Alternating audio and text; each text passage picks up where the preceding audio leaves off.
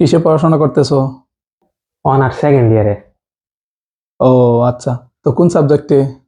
জি, science নিয়ে পড়াশোনা করতেছে এখন। আরে বাবা। তো কোন সাবজেক্টে, মানে কোন সাবজেক্ট, নির্দিষ্ট কোন সাবজেক্ট নিয়ে পড়তেছো?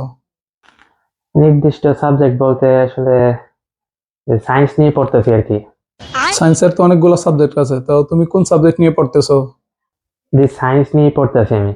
আসলে সায়েন্সের তো অনেকগুলো সাবজেক্ট আছে, তো তোমার মেজর কি? জি, মেজর ডালিম। ও আচ্ছা। তো তোমার সাবজেক্ট কয়টা, মানে কয়টা পরীক্ষা দিতে হয়?